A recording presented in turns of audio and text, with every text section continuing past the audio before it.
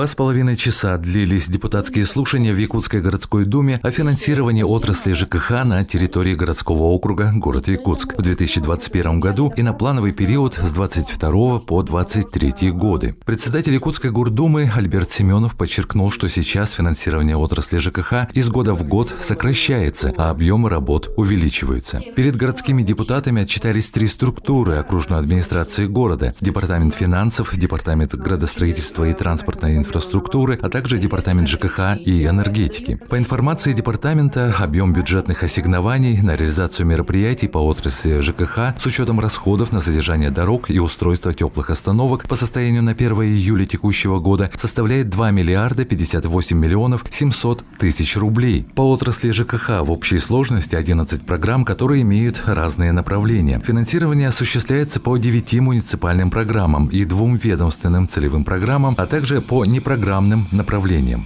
Также была заслужена информация о финансировании отрасли ЖКХ по Департаменту градостроительства и транспортной инфраструктуры.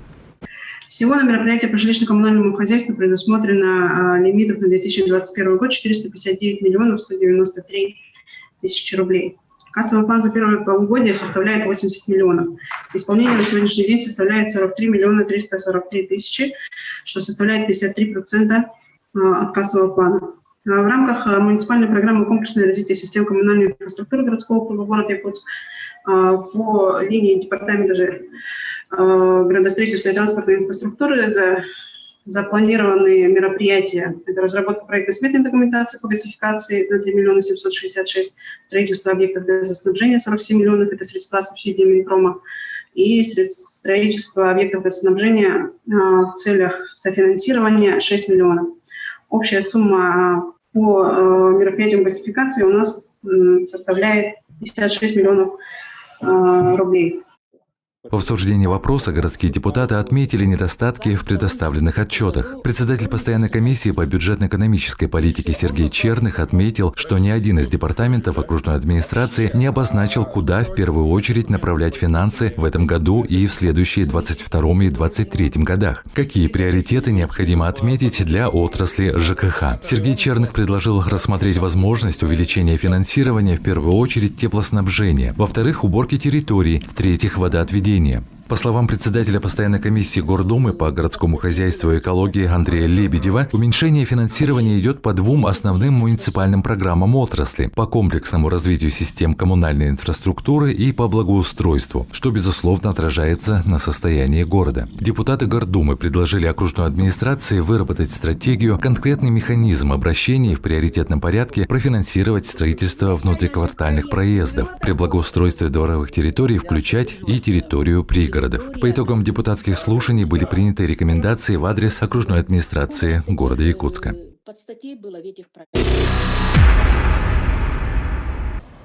В столице Якутии ведутся работы по национальному проекту «Безопасные качественные дороги». При поддержке городских властей парк многопрофильного предприятия «Якутдорстрой» весной этого года пополнился современными моделями автодорожной строительной техники. Глава городского округа города Якутск Евгений Григорьев поставил цель усовершенствовать «Якутдорстрой», сделать предприятие полного, замкнутого цикла обслуживания дорог столицы Якутии по принципу «сам строю, сам обслуживаю».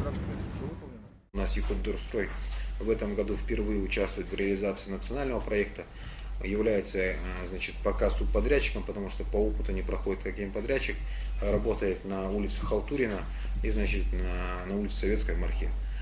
С точки зрения, основной деятельности «Якутдорстроя» по ямочному ремонту весь объем уже выполнен, и, соответственно, мы понимаем то, что обновление техники это позволило улучшить качество и увеличить скорость, и зайти в национальный проект. Из года в год мы будем наращивать эти компетенции.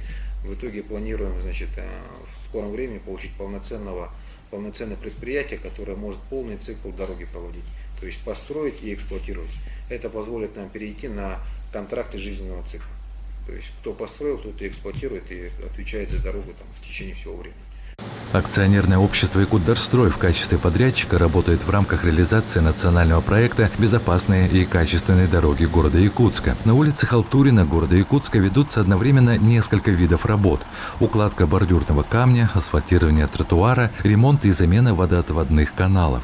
Якутдорстрой применяет новую технику по срезке асфальта. Фреза «Бамак» отличается простотой обслуживания, обладает высокой универсальностью, отлично подходит для снятия асфальтобетонных покрытий, особенно в условиях стесненных рабочих площадок. Электроника там равняет фрезу, которая снимает барабан. Он и уклон, и глубину. Автоматически он сам себе, там включаешь автомат, сам себе снимает. Тебе сколько слой надо, ну там, соответственно, с уклоном. Поднимает, спускает, включаешь, он уже думает, как надо. У меня ориентир в основном в бордюре. Вот по бордюрам смотрю, да, уже там мне вот уже понимаю, сколько надо снимать, сколько надо добавить, сколько там же у них есть место. Ну, мне ориентировочно бордюр это. У вас же мерзлота, грунт играет, поэтому трудно равнять. Здесь сложно работать. У вас грунт не такой, не позволяет, чтобы побыстрее работать. Тяжело работать на него здесь, потому что резкий у вас поднимается основание, резкий спускается, а он так резко не может сразу пускать. У него надо там 10 метров, чтобы потихоньку спускаться. Поэтому получается, иногда надо ручной работать с ним. Я работал в Москве, Твери, Челябинске, в Курске, везде работал, в Хабаровске. У вас, смотрите, вот если сделать 100% дорога, да, 100%, ну, весной по-любому там ямы появляются, там же у вас поднимается грунт, спускается. Поэтому так дорожники не виноваты, так. Просто надо понять, что мерзлота у вас.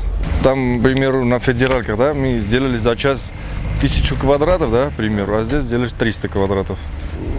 Скорость уже не может так быстрее сделать. Здесь надо вот не спеша, чтобы успел подниматься, спускаться барабан, ну, на фрезу. Так что, а там, может, там 300 метров такой ямы не будет. Вообще-то, дороги, главное, вот, чтобы все организовалось правильно. Каждый человек должен иметь свою работу и знать, за чего отвечает. Если все знали, да, это вообще быстро получается. Якутдорстрой производит ремонт улицы Советская в Мархе, в пригороде города Якутска, методом холодного ресайклинга. Технология холодной регенерации позволяет производить ремонт с полным использованием старого асфальтобетонного покрытия. Дорожная техника измельчает старое покрытие, в массу вводится вяжущий Портленд-цемент. В результате получается прочное, долговечное дорожное основание. В данное время идет устройство основания из щебеночной подушки, а также уже приступаем к ресайклингу, так сказать, метод холодной регенерации грунта, то есть замешивание с цементом непосредственно для лучшей стабилизации основания. После ресайклинга уже пойдет асфальтобетон, уже асфальт будет. Водоотведение как таковое будет естественным путем. Ну, то есть продольный, поперечный уклон трассы.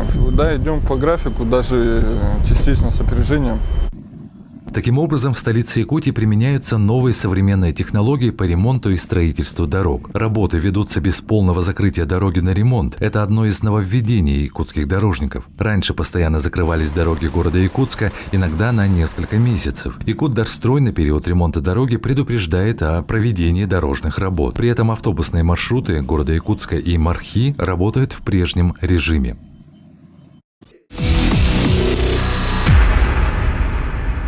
В историческом парке «Россия. Моя история» города Якутска открылась мультимедийная выставка «Академическая наука и технологии в Якутии». Этот уникальный проект, посвященный Году науки и технологий в России, родился в содружестве между историческим парком, академическими научными учреждениями Республики Саха, а также предприятиями инновационно-технологической инфраструктуры республики. Об этом, кстати, я говорил в последнем номере нашего журнала. Моя вводная статья, как колонка редактора журнала «Наука и техника в Якутии», она так и называется «Наука и культура в контексте нашей реальности». Вот наша реальность, она не подталкивает ученого рассказать о своих результатах подробно, интересно, чтобы зажечь интерес у производственников, зажечь интерес у молодежи, чтобы нашла науку и вообще прославить науку. И, кстати, вот именно поэтому вот эта выставка мне очень понравилась, потому что она направлена именно на то, чтобы показать науку лицом, потрогать ее, рассказать о истории науки в республике. А история науки в республике очень богатая, очень интересная. Нужно просто ее преподнести. Правильно. В 4 экспозициях представлена трехвековая работа ученых России и Якутии на территории нынешней республики. Выставка «Академическая наука и технологии в Якутии. История, состояние и перспективы», интерактивная выставка «Домик ученого-полевика», выставка, посвященная 130-летию со дня рождения известного ученого-геолога Сергея Обручева. Удивлен той выставкой, которую подготовили. Она отражает историю нашей академической науки. И есть много находок, представлено различное научное оборудование, которым пользовались ученые, ну, скажем, старшего поколения лет 50, 70, 80 лет назад. Я думаю, что сама по себе идея создания вот такого уголка, она очень интересна, она вещественна. Академические институты и технологические предприятия приготовили уникальные экспонаты по самым различным областям науки и технологий. Нам надо было найти такой материал, который держит сутки. Вот и мы нашли этот материал, сутки. И делаем вот теплолизирующие повязки. У нас как понять, отморожение, это, знаете, некроз. При отморожениях оледнением ткани, отморожение 3-4 периода. Это сразу нашли на улице и сразу должны одеть. Некроза не будет. У нас в Санкт-Петербурге, в Москве такой проблемы нету. У них не бывает такое отморожение оледнением ткани. Только у нас на севере, Арктике. Поэтому надо лечить. Но это применяют, такую методику применяют много у нас. Вот Амурская область применяет, Хабаровск. Так. Мы создали фонд изучения действия холода на организм человека и животных. Да. Он называется фонд «Холод Арктики». И тут ученые, которые заинтересованы изучить вот действие холода на организм человека и животных, и собираем, и делаем вот такие эксперименты, и изучаем действие холода, и пытаемся его все восстановить. Выставка будет частично обновляться и дополняться каждый месяц, и так до конца года. Исторический парк «Россия. Моя история» приглашает посетить первые выставочные залы.